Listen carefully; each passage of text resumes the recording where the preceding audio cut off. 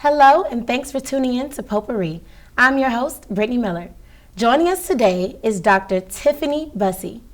Hello, Dr. Bussey. Hi. Thank you so much for joining us today. Well, first of all, thank you for having me. It is certainly a pleasure to be a part of the show. Thank you. We're going to get right into it. Sure. I understand you're the founding director of Morehouse College Entrepreneurship Center. Can you tell us more about this wonderful program that you're leading? Oh, yes, most certainly. Thank you.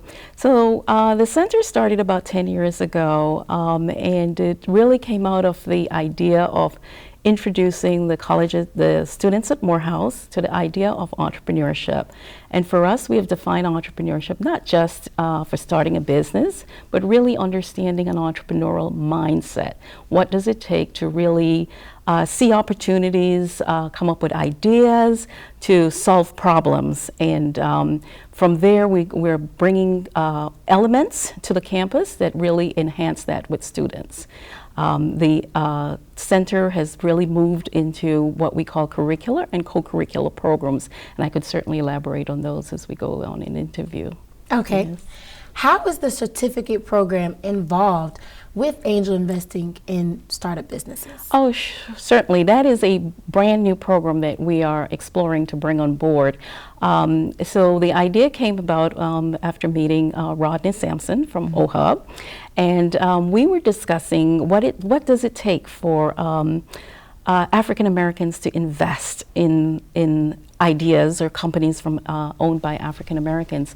So the Angel Investor Workshop is really about targeting investors that will then educate them in what are opportunities, how would they go about deciding how much to invest, and how to spot these good, wonderful startup opportunities to put their money in. So it's really targeting people that we call high-end investors, those that have perhaps net worth of more than $1 million and have a few dollars aside that would like to use investing in startup as another means of investment.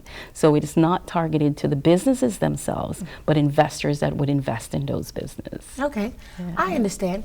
So is it important for college students and African American college students majoring in business to know about startups and incubators and pre-accelerators? Well, I'll take it a step back even farther. I would say it's important for all students to know a bit about startups and how that works, particularly for our community and not just business students. So our focus is really across the board. It's an interdisciplinary program that really involves students from all disciplines to understand problem solving. Like I said, we have broadly defined entrepreneurship. And the whole idea is that our community really needs to understand how do we bring these business ideas to the marketplace. We can look at the market and decide that this is how I solve something that has been bothering me. This is something that I can solve that is in my community. And how do we take that idea, formulate it, put together the resources to stand up a business that will solve that and then market to us. This is very important for us because when we look and see the gap, the disparity gap between our community in terms of net worth and wealth versus other communities, we are all the way at the bottom. And one way to solve that or close that gap is through entrepreneurship, starting businesses, creating jobs, bringing opportunities to the marketplace. And that is what this program is about. So it doesn't matter if you're a STEM major, a biology major, a business major, psychology major. It's understanding what it is that I do within my major field. For example, yourself, a communication major. You may say, well, I don't have anything to do with entrepreneurship. But you, as you get into your career, may decide, wow, I can fix this or solve this better in the news industry. So how do I put a business behind that? And so that is what we're trying to do in bringing together the elements so that students, no matter what their major is, can understand, I spot a problem, I can solve that problem, and this is how I can probably create a business around that problem. Okay. How much is the tuition for the program? And is financial aid available for those wanting or needing aid? So certainly, good question. So the program is really available free to any student in the AUC. I would say we particularly target Morehouse students because the program is on Morehouse, but our co-curricular programs, which involves workshop series, speaker series, bringing different folks to campus, that's really free for folks. All they need to do is to find out about the program and to attend the sessions. We do have some that needs RSVP before the sessions, but we offer several things. We offer the speaker series, as I mentioned. We offer startup workshops, and we also have a conference, what we call an Innovation Expo conference in April on campus, which is absolutely free, so there's no cost associated with it. There are plans to expand the program to then include probably alumni and the community, but we're not there yet. But so we're pretty much targeted about building an ecosystem on these campuses here. That's wonderful. Yeah. So you mentioned earlier Mr. Rodney Sampson. Yes. And I know that you have partnered with him and the Opportunity Hub. So I actually had the privilege of interviewing Mr. Sampson earlier. How has this partnership been beneficial? Oh, Rodney is wonderful. We have really partnered for several different things, and it's important that as we build, I've described it before, an ecosystem, and what that is really thinking about creating an environment in which this entrepreneurial mindset can thrive. And so you don't only use your resources that you have on campus, but you make these connections outside, and Rodney is a key part of that. Through Opportunity Hub, he has created this environment for the community. So one of the ways we have done this is students with business ideas may attend our resources that we have, these speaker series, the workshop series, and as they grow in what we call pre-acceleration, they may need incubation, somewhere where they can go and actually have an office space, have a mentor that works with them within their domain that they're working, and that's where we hand it off. We send them to Opportunity Hub, and they can then work with other entrepreneurs.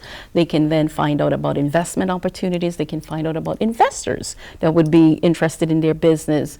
And so it's important that when you have a business idea, think about it as a plant. When you first put the seeds in the ground, you have to water it. You have to make sure that it has the right environment, it is in the right soil, it have the right lighting for it to grow and become a nice tree, perhaps. So it's the same thing when you have that first initial business idea. You need to put it in the right environment, in the right soil. So we can only do but so much on campus. So then we send them off to areas such as OHUB and to folks such as Rodney Sampson and his wonderful network of different entrepreneurs that's there. So you did say that it is housed on Morehouse campus, Yes. but it does cater to the entire AUC. Yes. Is there potential for this program to grow on other campuses in the Atlanta area? Most certainly, and that is indeed our hope. We ran for the past 6 years a national competition really targeting all HBCUs and minority institutions, because when we started this 10 years ago, there wasn't such a program that really just focused on our students, and I thought it was important for us to have that. So our vision is indeed that programs like these will be duplicated in various campuses to match those organizations and meet the students where they're at. Until then, we will try to provide as much of our resource and to share it as much as we can, because again, it's about creating a community. So the more it grows, the more idea spreads, and that would be the best for our communities. So certainly. What advice would you give to those who are starting a business and are seeking investors to help grow their company? Okay, so one of the things we have learned in terms of teaching this whole entrepreneurship, which has just become a trend perhaps in the last 15, 20 years or so, right, is that we used to focus so much on the business plans, and from an idea, I need to go straight to a business plan, and then I set up a website and I open shop. Well, what we have found is that we need to step back a bit and really spend time with our incubating our ideas and testing those ideas and finding evidence that the ideas is indeed going to work, so that we can reduce these business failure. So we're now in a stage of what we call evidence-based entrepreneurship. So I would encourage anyone that have a business idea to test it out first in small pilot groups. Develop what we call an MVP, a minimal viable product, which is really just some sort of prototype, if you will, that you can quickly take to the marketplace and have first users, early adopters use that and come back and say, well, you know what, this idea that I had, I tried it out with 15, 20, 100 people, and they all love it, or they gave me feedback. And so do it very well. What we call, you you fail fast and you want to test fast so that you can pivot your idea. So before even seeking investment, you have to have evidence that indeed this idea is something that not only you think is great, but that the marketplace think is great. So there's many, many, many steps to take before you get to investor ready, in what we call an investor ready position, and that's what we're really, really focusing on. And I would advise others to quickly learn how to do that. Bring it to the marketplace quickly, fail fast, and change and pivot as quickly as you can to get investor ready. I know fail fast is something that Rodney Sampson did mention numerous of times. Yes. How much success have you all seen from this program? Well, I am delighted about how the program has really grown in the past 10 years. And I must say that we have 2 student groups that will be made the shortcut for Shark Tank. So hopefully in the next season of Shark Tank, you'll see a few student groups from the AUC on that show. So from successes from that point, I would say I'm very pleased with that. What we have seen also is the growth of the interest. So again, here we're defining entrepreneurship of getting students excited and really wanting to be a part of the program. And we have seen that number expand. When I get phone calls and have students lined up at my door seeking, well, I have this wonderful business idea, that to me is success. Or if I get emails back from students that have graduated, which I really do encourage them, go out and work in the field that you think you have this business idea or this passion of doing, and fail on someone else's dime. Learn the business inside out. You don't have to start your business or become an entrepreneur right away. You could become an entrepreneur inside someone else's company. And so when I get these emails back and said, I am on Wall Street and I'm doing this and I've learned this and now I think I'm ready to expand with my business idea, that is success for us also. So I am truly excited. I'm still very, very passionate about this, and we also do have a credit class on entrepreneurship, introduction to entrepreneurship, that is offered at Morehouse. So I encourage students to take that class also. It's a business elective.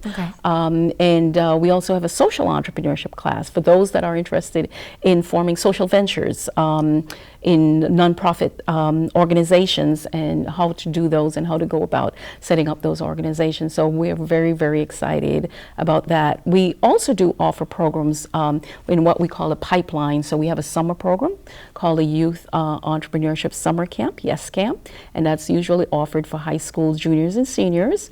The first 2 weeks in June, and that's kind of a booth camp for entrepreneurship. So everything that we teach the college student, we kind of pack in 2 weeks for these high schoolers, and it's amazing how they rise to the expectation of that wonderful camp. So, Dr. Bussey, I think this is a wonderful initiative that you all have started. So where can people go to learn more about the Morehouse College Entrepreneurship Center? Well, certainly. So there's 2 places. There's the Morehouse College website under centers, definitely, www.morehouse.edu. The center also has its own website, which is mcecenter.com, and they can always follow me on Twitter at trbussey. Thank you so much for joining us on the show today. Thank you. Wonderful guest. Thank you. Stay tuned. We'll be back with more Potpourri. And then from this angle, it all makes a star. I'm a teacher. Let me tell you what I make. I make learning a privilege, not a chore. Show up And frustration, a tool, not an obstacle. I make working hard seem easy and giving up impossible. And then we're going to turn on the lights and everybody look up. I make an old subject feel like a fresh thought. Finally one. What's your reaction? Yeah! Yeah, exactly. And unconventional methods Okay, what else? common. Little tadpoles, the frogs, spiders, this is their world. There's nothing. And then they die. Go ahead, go, go, go. I'm a teacher. I make more.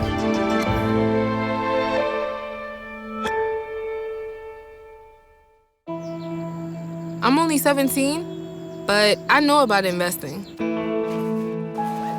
Believe in something, buy shares in it, watch it grow.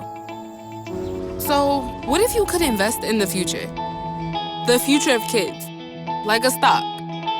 Not the kind of stock that's about making money, but a stock for social change. A whole new kind of investment called Better Futures. When you invest, it helps kids go to college. I could be one of the first college graduates from my family, the first philanthropist from my neighborhood. And if I'm the first, then maybe there's a second and a third. Believe in us, invest in us, watch us grow. My name is Sydney, and I'm your dividend.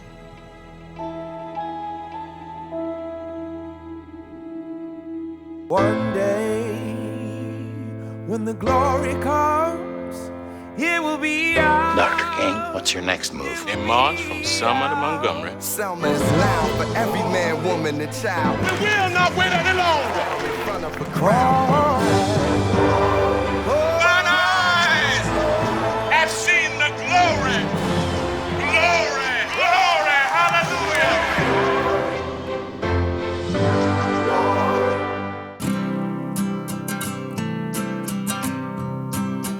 Every day across America, excess food is gathered by a network of good people at local food banks, giving hope to millions of children who struggle with hunger. They've earned their wings, and you can too.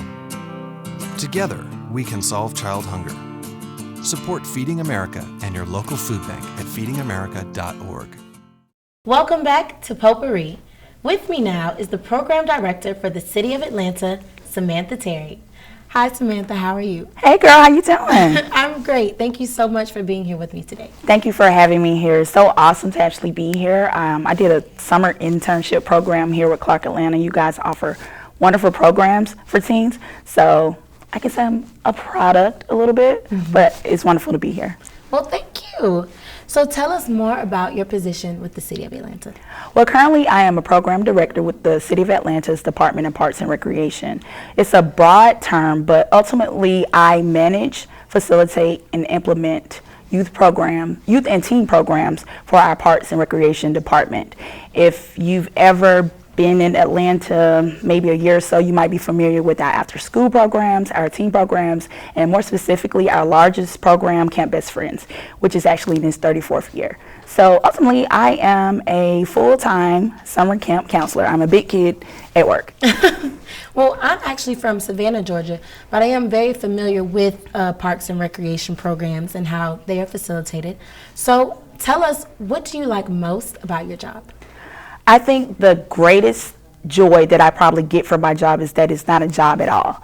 I actually wake up every morning, and it's not me selling a dream. I wake up every morning, I'm excited about going to work because you never know how you might impact one person, and what that one person can do could change the entire world. Just like your experience at in Savannah, you may have learned something, saw something, or experienced something that made you want to say, hey, I'm going to go to Clark, I'm going to do this, and I want to become that. And I want to be that person to some child, some kid, some teen.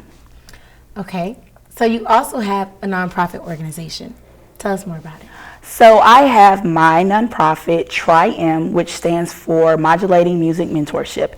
I actually work with collegiate bandsmen. It's a very specific demographic, but it's because it's something I love. I am a marching band geek. I will own it. It is mine. I love marching band, but I also know my experience from marching band is what got me to go to college. My love for music is what got me there. But when I got to school, I went to Alabama A&M on a scholarship, wonderful scholarship. Thank you for the coinage. But when I got there, it was a lot of things I just wasn't sure about as far as like maintaining my grades. I was away from home. So I work with a lot of different, over 25 schools now. I have over 100 students that I've worked with. Either they were in the program and they graduated out and they became mentors. But pretty much what they do, they go back and they work with high school seniors and juniors, help them find scholarships to either their schools or schools within their interest or their field. We help them with their auditions, send off tapes, videos, even school visits, and pretty much guide them through that 4-year process, because a lot of times in the marching band world, people go to college and they become a professional marcher. I didn't know that was a thing. But you can go and stay for 6 or 7 years, but forget that you came to graduate. Right. So we want to keep them focused and help them hone in on their skills and become better. Okay. What instrument did you play, Samantha? I am a clarinet Okay. perfectionist, I like to say. I can, say that because I'm pretty good. But yes, I play clarinet. So you're also a graphic designer. Yes, that is actually it's another talent that I have. When I was in undergrad, I minored in graphic design because it was something I was introduced to in 8th grade, and I was like, this is cool. You can make stuff on a computer. And I was actually in a club, Technology Student Association, where I competed, and my very first year, I got 3rd place in the state. So it made me think, oh, I'm really good at this. So I probably should learn it and become better at it. And it's actually worked in my favor because unlike most program directors, because I have an experience in marketing and graphic design, I could design all of my own paraphernalia, all of my marketing features, and I can do my own websites. So yeah, it's like a little side gig. So you are freelance? Freelance, yes. Why freelance as opposed to working for a graphic company? I believe that you should do what you're passionate at. I'm good at graphic design. I'm not passionate about it. I couldn't sit for 4 to 8 hours a day staring at a computer, and I couldn't do that. I am passionate about working with kids. I am passionate about working with youth and teens, and I can wake up every day and I'm excited about that. So that's ultimately why I wouldn't. What is your advice to those seeking a career in parks and recreation or working with the city? I attended Benjamin Mays High School, which is a wonderful school here in Southwest Atlanta. But while there, we read Born to Rebel, which is his book. And one of my favorite quotes from him is, every man or woman is born to do something distinctive and unique. If he or she does not do it, it will never happen. And I feel like we all have something that we can do that will stand out. But it's a matter of someone honing in on what that is, finding it, pushing us to do it, and making us do it. And I feel like you can be really great at a lot of things, but what are you passionate about? If you're not passionate about it, you're not going to excel. Well, I take that back. You will excel. But isn't it more fun to go to work, get paid, and love what you're doing, as opposed to go to work every day and go through the motions? So where do you see yourself in 5 years? Hopefully my nonprofit will become self-sustaining. Recently with my nonprofit, I have been encouraging service learning with my teens as well as my collegiate students. We've implemented just recently the $8 challenge. So it's a play on words. I know you all may remember or recall last summer everyone was doing the ice bucket challenge. Yeah. Taking these wonderful big buckets of water, pouring them on their heads, to make awareness. I didn't necessarily want to pour a bucket of ice on my head, but I challenged all my Facebook friends, Instagram, Tumblr. I challenged everyone to take $8 and go to their local dollar store, purchase 2 sticks of deodorant, 2 tubes of toothpaste, 2 toothbrushes, and 2 packages of sanitary wipes. And pretty much this would help develop toiletry bags, because one of the nonprofits that I actually volunteer a lot with is the Covenant House, the Teen Covenant House here in Atlanta, which is for disadvantaged teens. And they're always short on toiletry items. So to make it fun, I challenged all the different schools, the 22 schools, to have a competition amongst themselves and see who would get the most items with the $8 challenge. It's only $8. We spent $8 every day, probably on lunch, just non-essential items, but this was going towards a cause. Surprisingly enough, we got over $4,000 worth of items. And the most exciting thing was the school that actually produced the most items was an elementary school. Oh, that's so cool. So I didn't even know that, but everyone on my social media, they spread the word. So it was awesome. And Ryan Cameron even recognized me for it, and it allowed me to talk about it. Mm-hmm. So hopefully I want to get my nonprofit moving more so, because I'm definitely passionate about teen homelessness and prevention and helping them find their passion and exceeding in that as well. Okay. How can people reach out to you, Samantha, about becoming a member of your nonprofit organization? Okay, well, you can actually email me at SamanthaTerry17 samjolinajolie@gmail.com, or follow me on my Twitter at samjolinajolie. It's a play on words, but From yeah. Angelina. Yeah. I think we caught that. So what's next for Samantha Terry? I am just excited to get my $8 challenge kicking off this holiday season. We start back up in October, so if there's anybody interested in participating, please email me. If you want to actually do a challenge within your school or with your organization, because we definitely work with fraternities and sororities, contact me. And I'm also getting ready for my 35th year with Camp Best Friends. It's going to be the biggest one ever. I'm just trying to keep youth development growing and going. Well, thank you so much for joining us on the show today, Miss Samantha. It was great to meet you. It was awesome to be here. This is lovely. Love it. It's awesome. Thank you for tuning in to Potpourri. Be sure to check out the Morehouse College Entrepreneurship Center and the $8 Challenge. I'm your host, Brittany Miller. See you next time.